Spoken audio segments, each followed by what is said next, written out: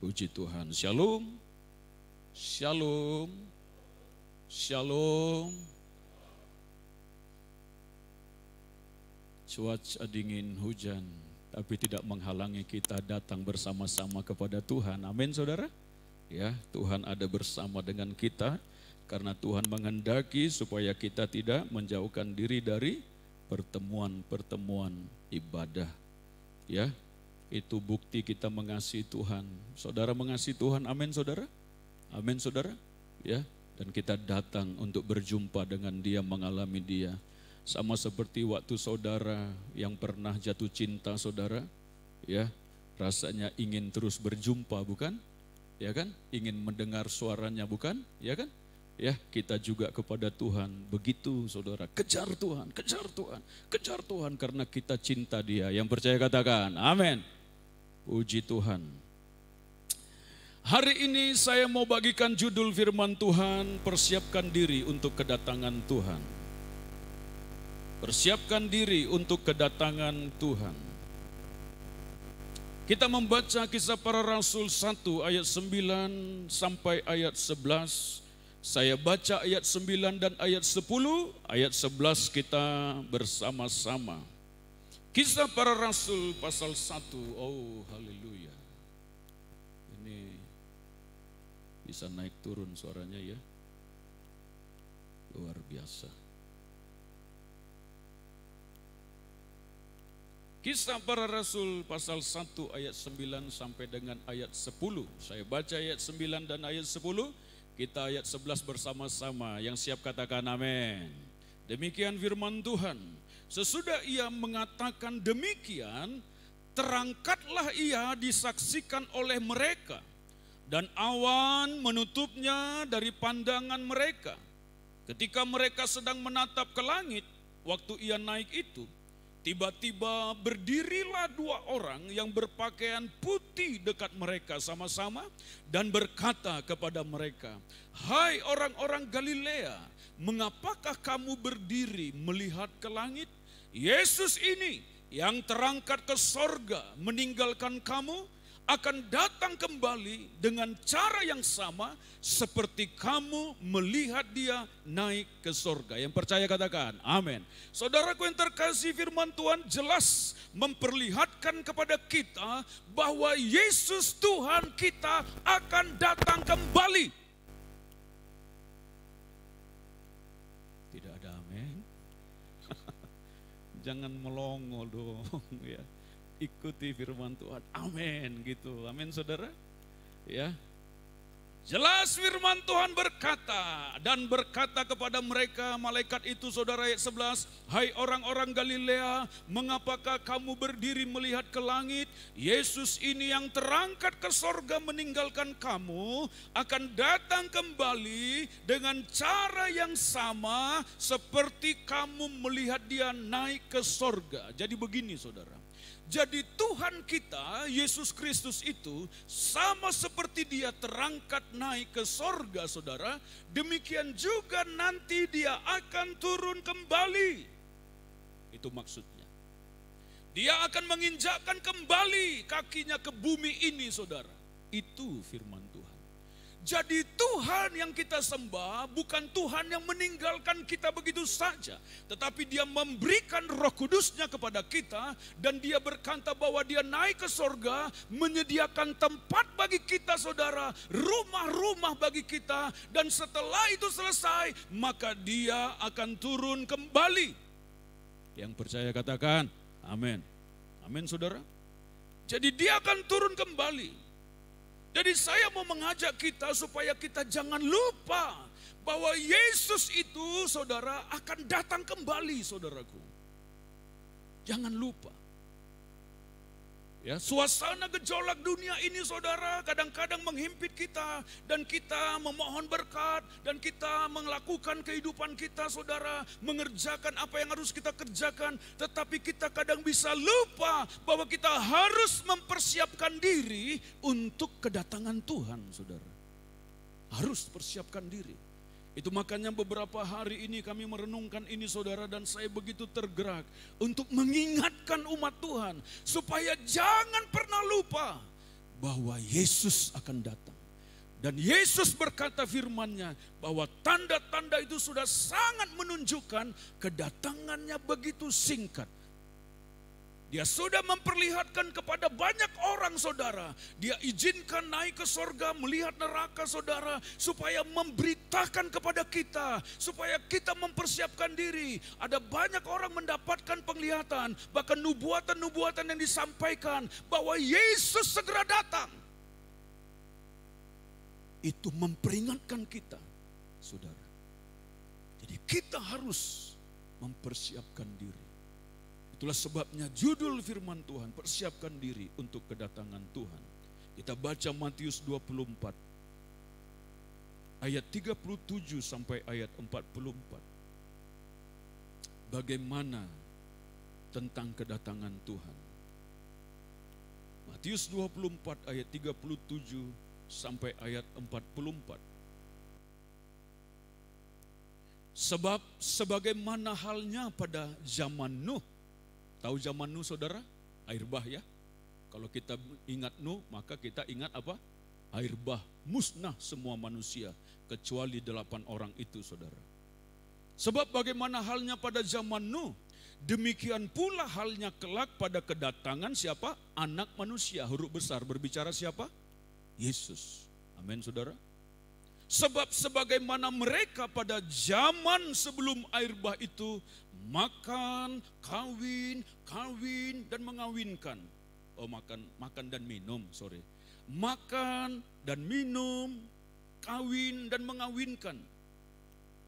Kawin-kawinan juga ada saudara. Nah itu repot ya. Sampai kepada hari Nuh masuk ke dalam bahtera. Dan mereka tidak tahu akan sesuatu sebelum air bah itu datang dan melenyapkan mereka semua. Demikian pula lah halnya kelak pada kedatangan anak manusia. Pada waktu itu kalau ada 2 orang di ladang, yang seorang akan dibawa, diangkat, diambil, dan yang lain akan ditinggalkan. Kalau ada 2 orang perempuan sedang memutar batu kilangan bekerja saudara ya. Dan seorang akan dibawa, diangkat, ya diambil itu maksudnya. Dan yang lain akan ditinggalkan. Ada yang terangkat, ada yang ditinggalkan. Ayat 42 perhatikan. Karena itu berjaga-jagalah sebab kamu tidak tahu pada hari mana Tuhanmu datang. Nah ini dia saudara. Tetapi ketahuilah ini, jika tuan rumah tahu pada waktu mana pada malam hari pencuri akan datang, sudahlah pasti ia berjaga-jaga dan tidak akan membiarkan rumahnya dibongkar. Sama-sama ayat 44, 1, 2, 3. Sebab itu, hendaklah kamu juga siap sedia, karena anak manusia datang pada saat yang tidak kamu duga. Yang percaya katakan, amin. Nah saudara yang terkasih, firman Tuhan menunjukkan kepada kita seperti apa pada saat Yesus akan datang saudara. Keadaan dunia ini pada saat Yesus akan datang memperlihatkan kepada kita sebagaimana halnya pada zaman Nuh kata firman Tuhan. Demikian pula pada saat kedatangan Tuhan Yesus. Apa itu pada zaman Nuh? Mereka tidak mau mendengarkan berita yang disampaikan oleh hamba Tuhan itu Nuh bahwa air bah akan datang. Mereka berbuat sekehendak dirinya, makan, minum, berfoya-foya, bersenang-senang, mengejar keinginan diri sendiri, kawin dan mengawinkan. Ya. Bukan tidak boleh menikah saudara, bukan. Ya, nanti ada Januari saudara kita ada mau menikah. Ya, jangan saudara dengar firman Tuhan ini, ya udahlah kita enggak jadi menikah ya, Tuhan mau datang, enggak, bukan begitu ya. Tetap aja menikah. Yang dimaksud adalah mereka kawin mengawinkan. Ya, dalam pengertian sesuatu yang bersenang-senang dalam perkara-perkara kedagingan mereka, tidak peduli lagi sepertinya apa yang Tuhan kehendaki saudara. Kawin mengawinkan, kawin cerai, ini putus cerai, kawin lagi ke sana, kawin lagi ke sana. Begitulah keadaan dunia dan tiba-tiba air bah datang. Saudara. Ya, dan memusnahkan semua manusia. hanya mereka yang 8 orang yang masuk ke dalam bahtera dan merekalah yang diselamatkan. Karena kenapa? Nuh, istrinya dan ketiga anaknya, ketiga menantunya, mereka bekerja mempersiapkan bahtera untuk kedatangan Tuhan. Mereka bekerja mempersiapkan bahtera karena ada air bah yang akan menghantam manusia ini, saudara. Mereka bekerja sesuai dengan perintah Tuhan, sesuai dengan kehendak Tuhan. Mereka mempersiapkan diri, saudara. Itulah Nuh dan keluarganya. Mereka persiapkan diri bahwa air bah akan datang. Ayo nak, kerjakan kerjaan kita seperti yang Tuhan inginkan. Ayo kita bersama-sama lakukan, persiapkan. Tuhan akan segera menghantam bumi ini dengan air bah. Nuh dan keluarganya mempersiapkan dirinya, saudara. Itulah yang Tuhan inginkan, nanti kita bahas sampai ke situ. Tetapi manusia ini sepertinya, saudara, tidak menyadari keadaan dunia ini sudah menunjukkan tanda-tanda kedatangan Tuhan. Dan Tuhan segera akan datang. Dan kita mengharapkan itu. Saya begitu mengharapkan kedatangan Tuhan. Bagaimana kedatangan Tuhan? Kedatangan Tuhan terdiri dari 2 bagian. Ya. Yang pertama, kedatangan Tuhan di awan-awan. Itu kedatangan Tuhan, bagian yang pertama. Tahap yang pertama, dia datang di awan-awan dan dia menjemput atau mengangkat gerejanya, orang-orang yang percaya. Tadi ayat berapa tadi, saudara? Ayat 40. Pada waktu itu kalau ada 2 orang di ladang sedang bekerja, saudara, yang seorang akan dibawa dan yang lain akan ditinggalkan, kata firman Tuhan. Ini menunjukkan kalau ada 2 orang perempuan sedang memutar batu kilangan, yang seorang akan dibawa, yang lain akan ditinggalkan. Menunjukkan apa? Ada orang yang diangkat Tuhan, raptur.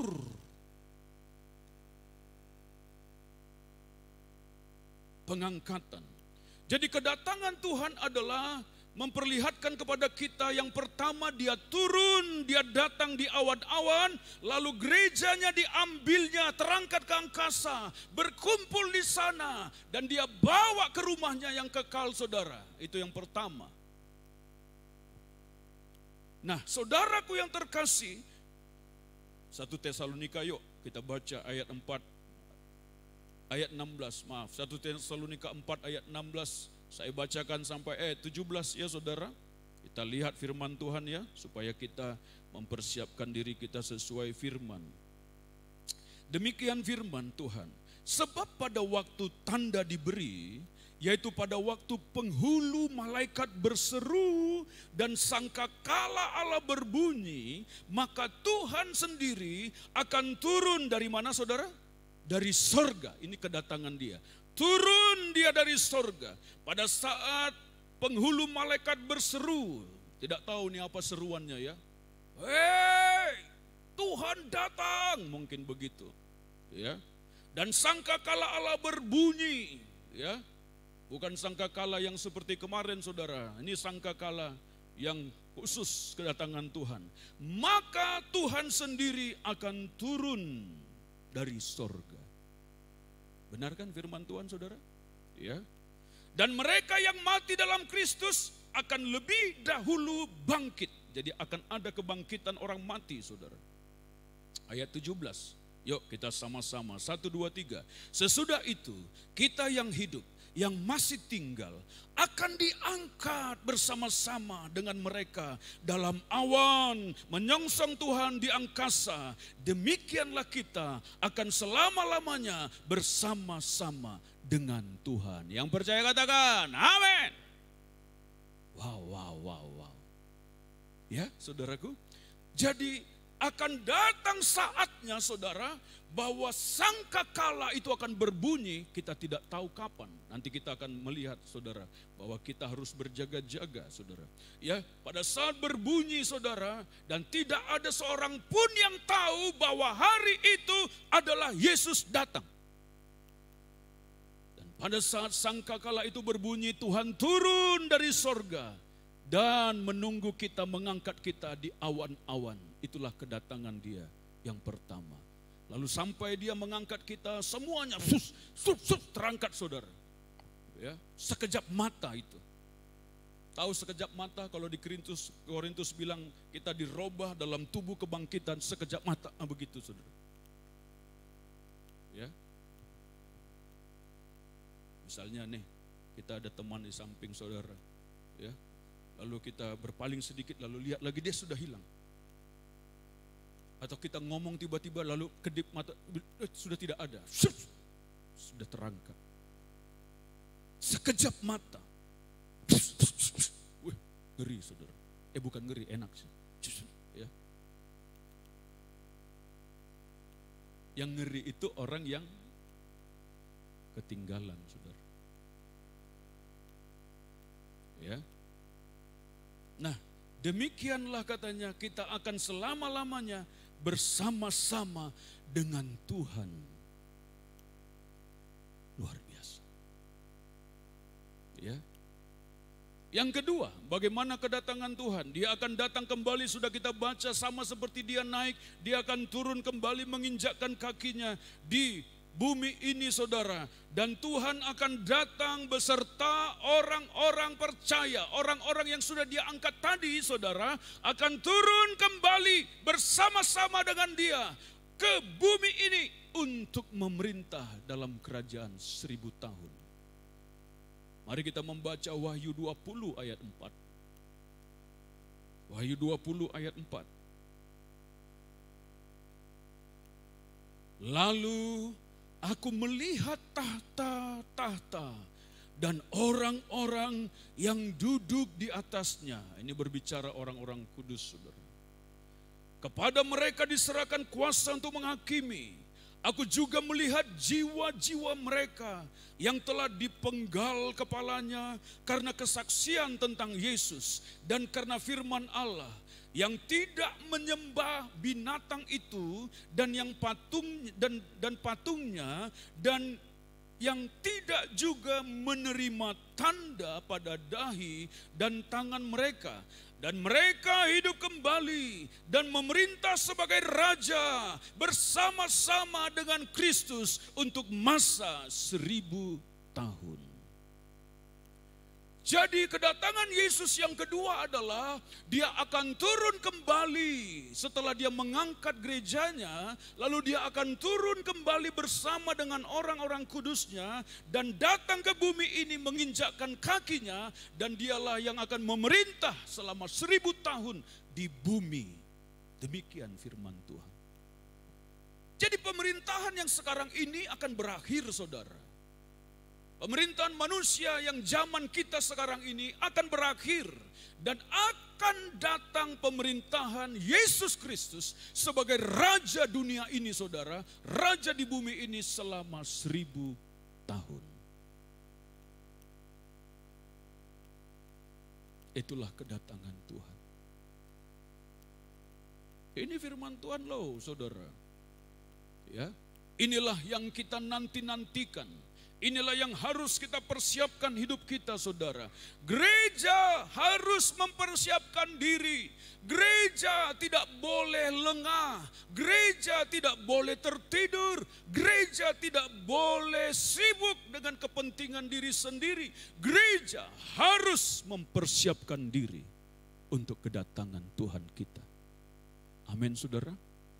Apa tanda-tanda kedatangan? Kita baca lagi yuk. Yuk banyak baca ya. Matius 24 ayat 3 sampai 14. Matius 24. Ya. Coba tanda-tandanya apa? Matius 24 ayat 3. Ketika Yesus duduk di atas bukit Zaitun, datanglah murid-muridnya kepadanya untuk bercakap-cakap sendirian dengan dia. Kata mereka, katakanlah kepada kami, bila manakah itu akan terjadi? Dan apakah tanda kedatanganmu? Nah ini kan sering kita pertanyakan ya kan. Apa tanda kedatangan Tuhan? Ya. Dan tanda kesudahan dunia. Ayat 4.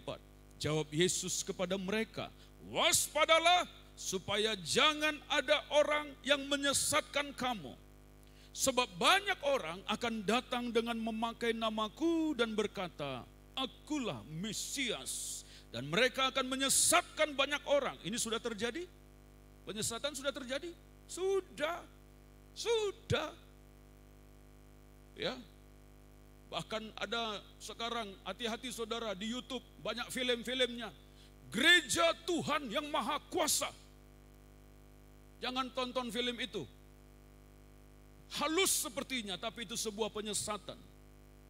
Dia berkata bahwa Yesus yang sudah turun ke dunia ini, Yesus sudah ada sekarang di dunia dalam wujud perempuan di Tiongkok.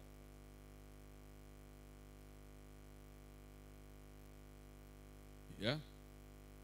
Gereja Yesus Kristus. Gereja Tuhan yang Maha Kuasa. Jadi kalau saudara lihat ada film, ada judulnya di situ saudara, itu lewat aja itu, ya. Dan dia sedang menguasai dunia dengan film-film, mereka bergerak di dunia maya saudara, dan banyak pengikutnya. Ya. Sudah ada penyesatan? Sudah. Ayat 6.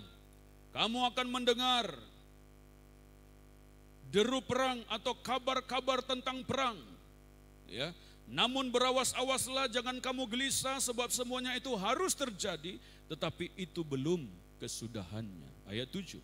Sebab bangsa akan bangkit melawan bangsa dan kerajaan melawan kerajaan. Akan ada kelaparan dan gempa bumi di berbagai tempat. Sudah ada saudara, ini sudah nyata. Ya, perang bangsa bangkit melawan bangsa. Yang kemarin saudara, ya Cina mau berperang itu dengan Tiongkok saudaraku, ya kan, dengar enggak? Ya, sedang menguasai itu mereka di laut apa itu saudara, ya. Mereka siap berperang saudara, kabar-kabar tentang perang, tentang deru perang itu sudah sering di telinga kita saudara. Ya. Lalu saudara, apa katanya, akan ada kelaparan dan gempa bumi di berbagai tempat. Gempa bumi sering hari-hari ini, betul? Kelaparan, kalau di Wahyu bilang api, asap saudara, itu sudah terjadi. Coba lihat gunung meletus di mana-mana itu saudara. Gempa bumi.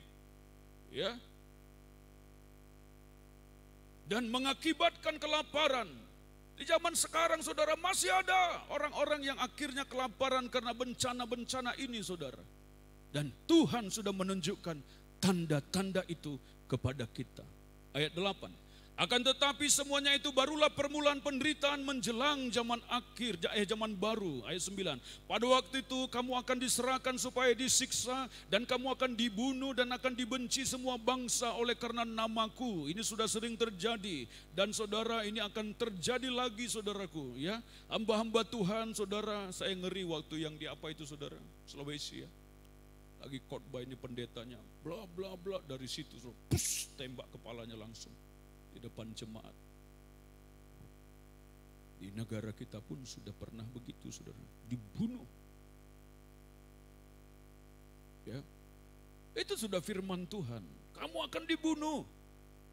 Ya, ayat 10. Dan banyak orang akan murtad, meninggalkan Tuhan. Ya, dan mereka akan saling menyerahkan dan saling membenci. Ayat 11. Banyak nabi palsu akan muncul dan menyesatkan banyak orang. Ya, nabi palsu ini seperti asli. Nah saudara hati-hati.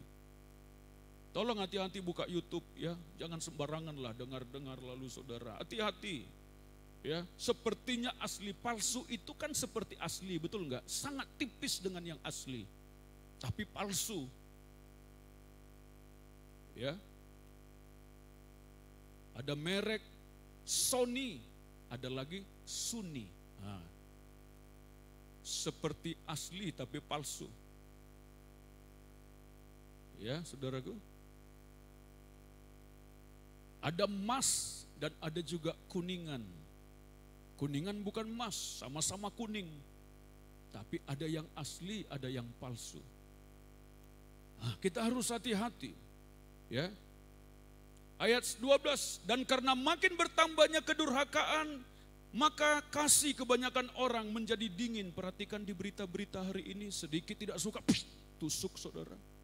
Ya, baru-baru ini saudara ada berita saudaraku ya, dia tidak segan-segan bunuh langsung 5 orang saudara. Hanya gara-gara ribut saudaraku. Ada begal saya lihat kemarin saudara, hanya orang naik motor sendirian saudara. Ya, hanya mau pingin cepat saudara, lalu dia lewati itu begal-begal itu saudara. Dan tiba-tiba dikejar dan dijatuhkan dan dipukul di kayak apa itu? Senjata tajam. Dikeroyok habis-habisan. Tidak ada kasih lagi. Sudah tandanya digenapi? Sudah.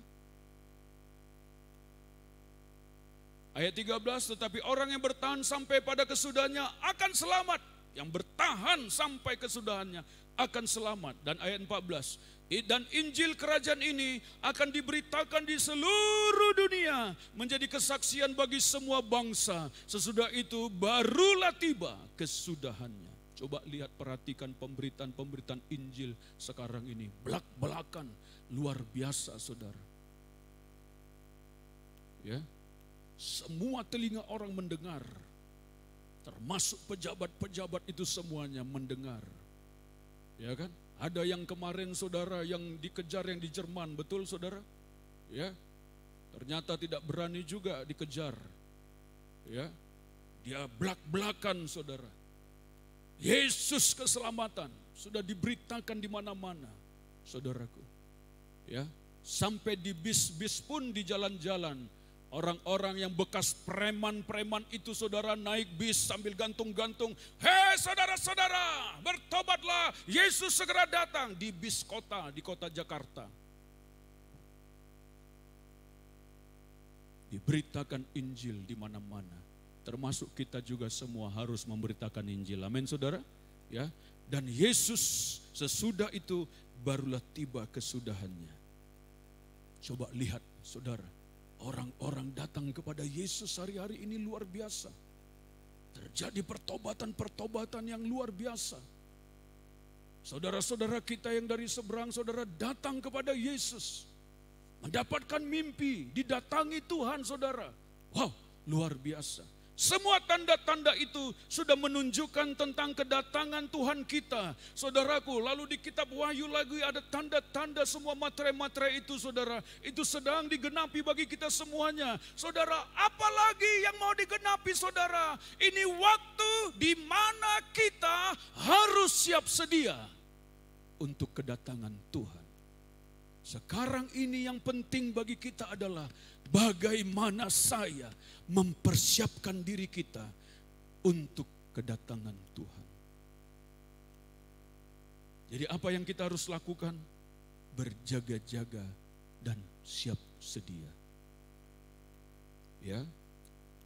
Apa saudara? Katakan sama-sama. Berjaga-jaga dan siap sedia. 1, 2, 3. Berjaga-jaga dan siap sedia. Amin saudara. Ya, Matius 24 tadi ayat 42 ayat 44 saudara. Karena itu berjaga-jagalah sebab kamu tidak tahu pada hari mana Tuhanmu datang.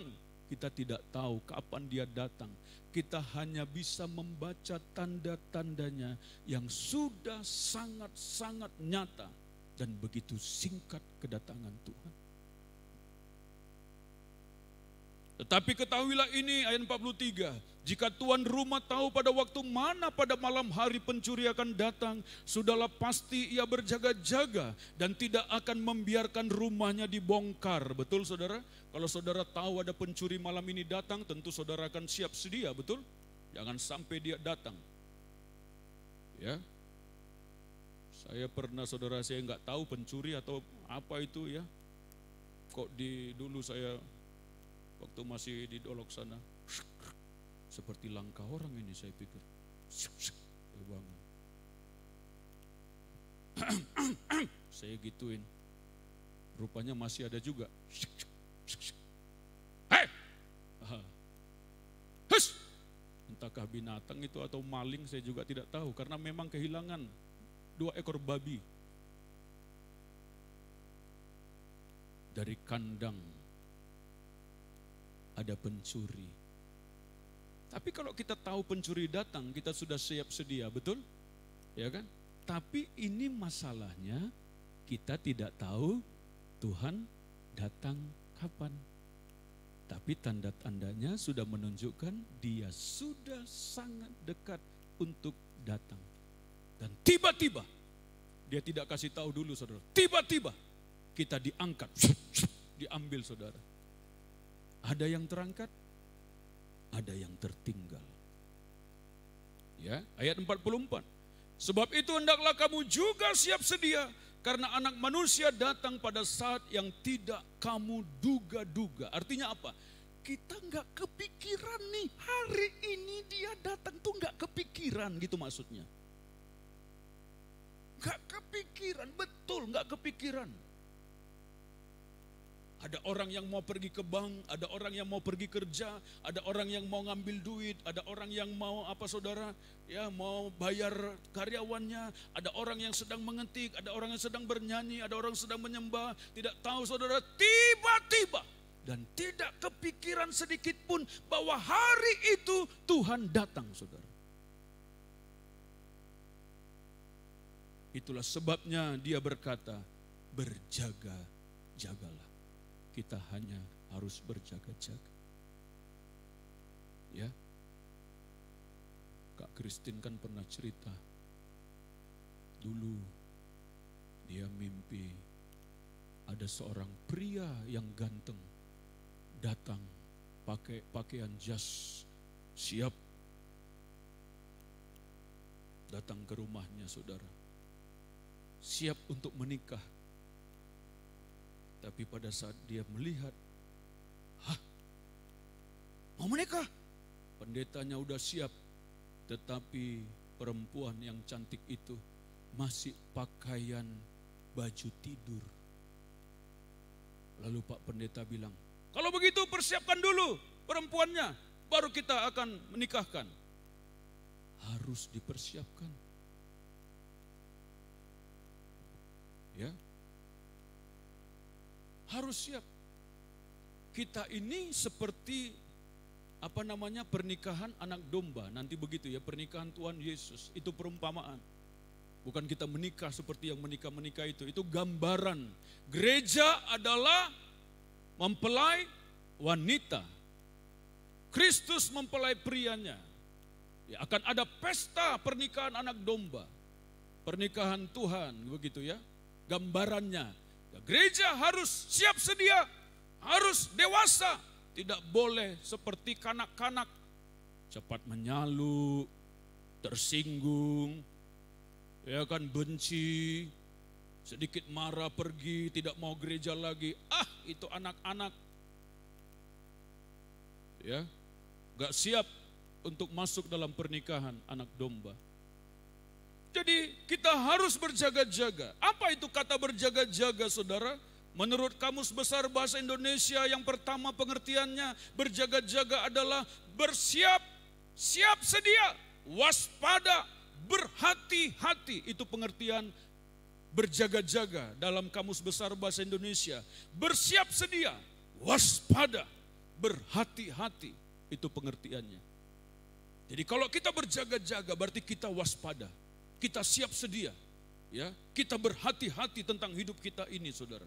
Dan pengertian yang kedua adalah kata berjaga-jaga adalah tidak tidur semalam suntuk, terjaga, bangun, tidak tidur. Itu pengertiannya Kamus Besar Bahasa Indonesia. Jadi kata berjaga-jaga tidak tidur semalam suntuk. Firman Tuhan bilang apa? Jangan kamu tertidur, betul? Berjaga-jaga. Jadi kita dapat mengambil sebuah pengertian saudara. Pertama yang harus kita persiapkan dalam pengertian berjaga-jaga. Apa itu berjaga-jaga? Berjaga-jaga yang pertama berarti kita harus hidup sesuai firman Tuhan. Itu pengertian berjaga-jaga. Kita harus hidup sesuai firman Tuhan. Ya. Firman Tuhan saudara digambarkan sebagai pakaian kebenaran kita, pakaian kita. Saudara, sudahkah saudara terima Yesus? Sudahkah saudara mohon pengampunan dosa saudara? Sudahkah saudara memberikan diri untuk dibaptis saudara dan terima Yesus saudara? Menyerahkan hidup kepada Yesus, mengambil keputusan meninggalkan cara hidup yang lama saudara? Sudahkah kita memakai pakaian yang baru, pakaian yang putih bersih, saudara? Sudahkah?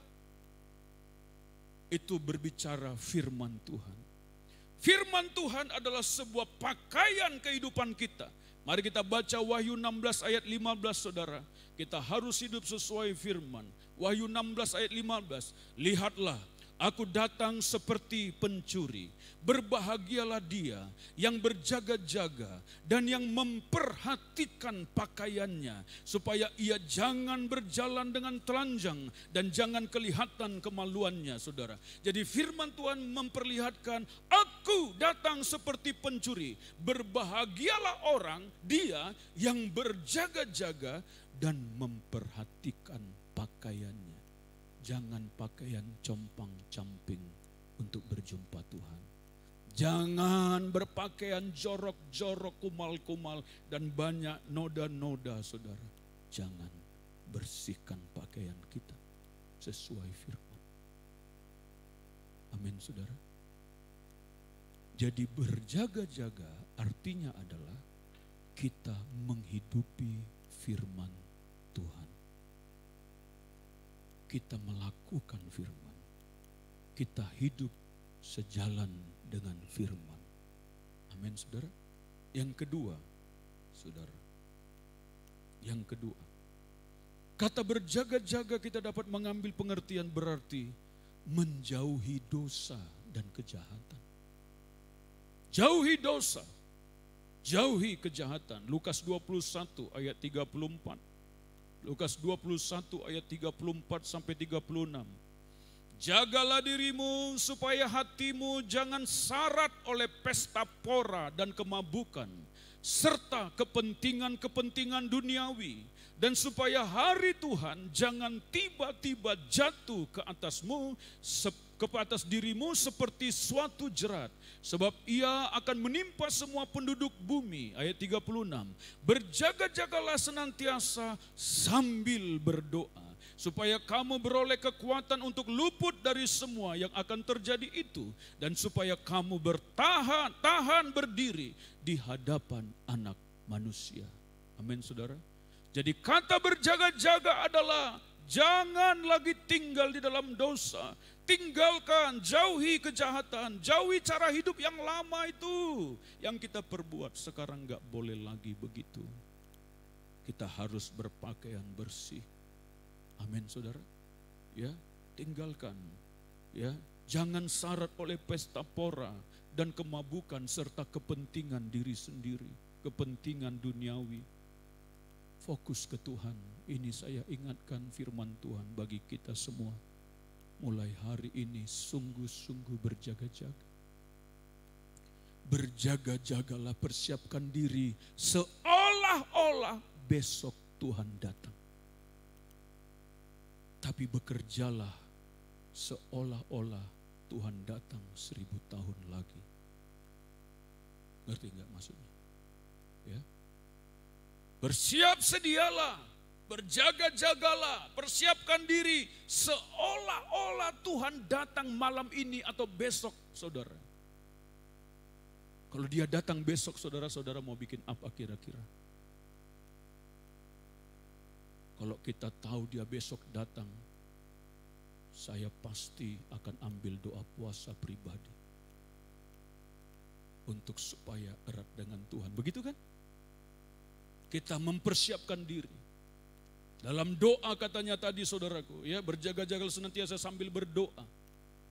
Jadi jangan malas berdoa, saudara. Amin, saudara. Ya. Di gereja kita sampaikan doa puasa, ambil Pak, Bu, responi Tuhan, saudara. Doa sama-sama, doa juga secara pribadi, bangun hubungan dengan Tuhan, saudara. Ya, saudara. Dan jangan lagi berbuat seperti yang dulu-dulu, dosa dan kejahatan. Bersihkan pakaian kita, karena dia datang tidak kita duga-duga. Dan kita nggak bisa bergandengan tangan. Tuhan, tunggu, jangan angkat aku dulu. Aku mau, ada enggak si Beben di situ? Ada enggak si Ari? Ada, mau sama-sama kan? Enggak bisa, dia tiba-tiba begitu, sekejap mata. Bahkan saya pun gak bisa pegang istri saya. Kecuali kami pegangan tangan seumur hidup kemana-mana. Kan gak mungkin juga kan? Langsung hilang. Rangkap saudara. Hanya orang yang berpakaian putih. Saudara pakai. Bukan pakaian ini, bukan. Ini dibeli di pasar. Pakaian kebenaran. Amin saudara. Pakaian kekudusan. Pakaian takut akan Tuhan. Pakaian yang menyenangkan hati Tuhan. Beribadah kepada Tuhan. Itu pakaian kita. Yang terakhir, yang ketiga saudara. Pengertian berjaga-jaga kita dapat ambil pengertian bahwa berarti berjaga-jaga adalah hidup melayani Tuhan. Hidup melayani. Melayani terbagi dalam dua saudara, melayani Tuhan dan melayani pekerjaan Tuhan. Ya. Jadi kata berjaga-jaga berarti hidup kita ini adalah hidup yang melayani. Pertama adalah melayani Tuhan, membangun hubungan yang erat dengan Tuhan. Ya, secara pribadi, dalam doa, dalam pujian penyembahan dan dalam firman. Ya. Adakah saudara senang memuji Tuhan di rumah? Senangkah saudara dengarkan lagu-lagu rohani di rumah yang memberi kita kekuatan, lalu kita nyanyi bagi Tuhan bersyukur? Atau yang sering diputar lagu-lagu dangdut, Roma Irama? Maka kehadiran Roma Irama lah di rumah kita. Atau kita senang memutar lagu Inul Daratista dengan goyang bornya itu. Lalu Inul lah yang datang ke rumah kita. Atau kita senang lagu Dia dan Yati yang berkata, apa itu? Gelas-gelas kaca, tunjukkan cuaca. Ya. Lalu hidupnya pun penuh gundah gulana. Dan sampai hari ini pun saya kasihan lihat ibu itu. Karena terus hari-harinya dirundung malang seperti lagunya. Anaknya baru-baru ini dipenjara.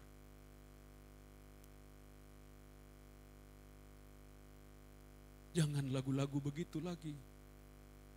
Atau kita senang mendengar lagu-lagu India, nehi-nehi.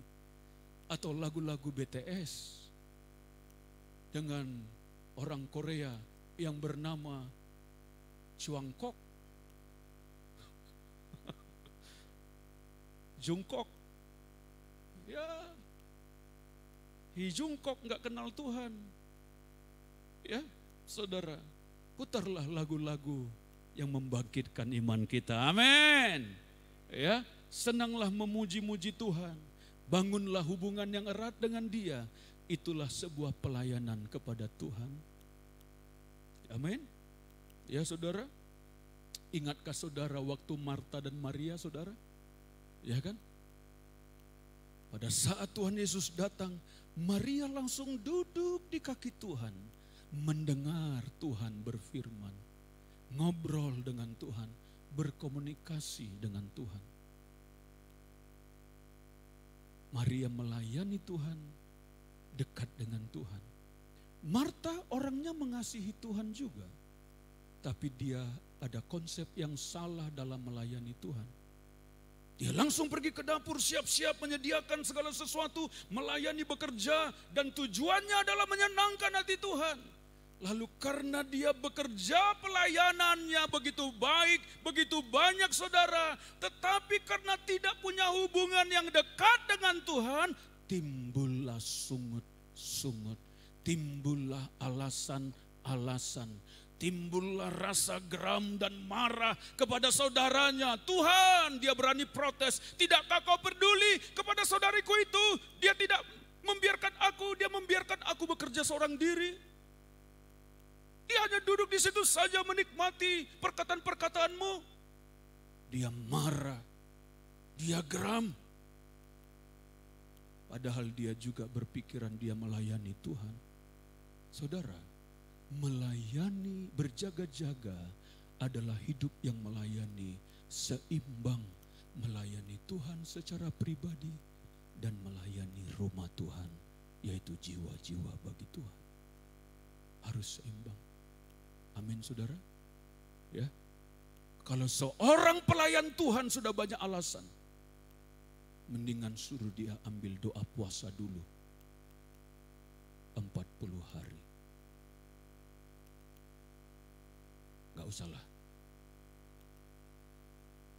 30 hari aja lah.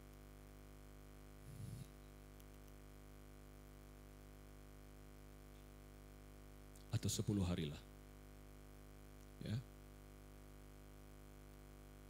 Perlu orang kalau sudah sungut-sungut ya, Pak, Bu, saudaraku, kalau istri sudah sungut-sungut, Ma, sayang, yuk masuk kamar dulu. Masuk kamar. Masuk kamar. Apain masuk kamar? Doa supaya hatimu tenang.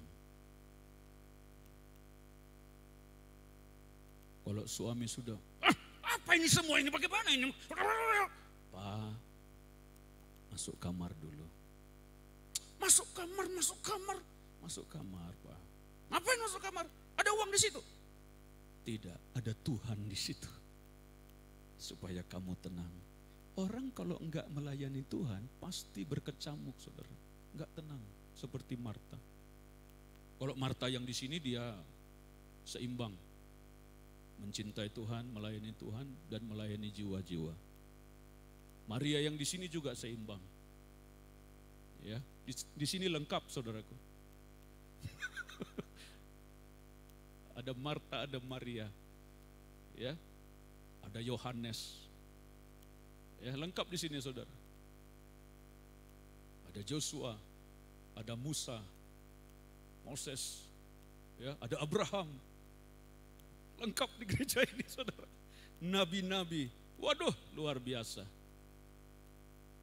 Tapi kita semuanya imamat yang rajani. Amin saudaraku, ya. Kita melayani Tuhan, melayani jiwa-jiwa. Karena kenapa saudara? Coba yuk, ayat terakhir yuk. Saudaraku, ayat terakhir ya. Masih tahan ya saudara?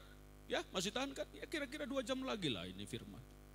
Matius 24 ayat 45 sampai 46. Matius 24 ayat 45 sampai ayat 46. Siapakah hamba yang setia dan bijaksana yang diangkat oleh tuannya atas orang-orangnya untuk memberikan mereka makanan pada waktunya? Ayat 46 sama-sama 1, 2, 3.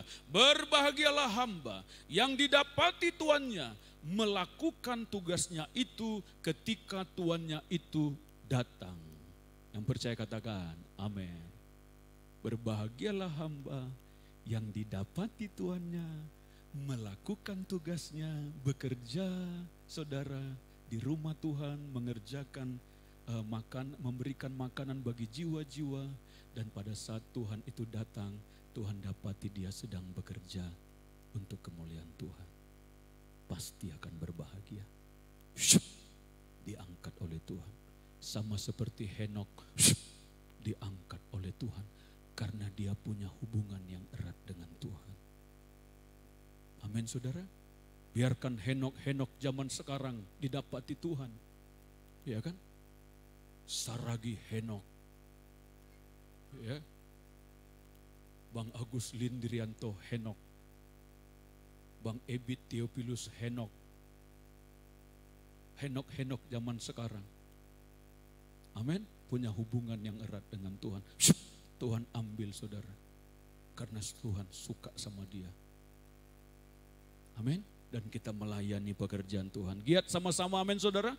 Ayo bergandengan tangan sama-sama melayani Tuhan di rumah Tuhan. Layani jiwa-jiwa saudaraku, dan bawa hidup kita sesuai dengan kebenaran firman. Persiapkan diri kita untuk kedatangan Tuhan.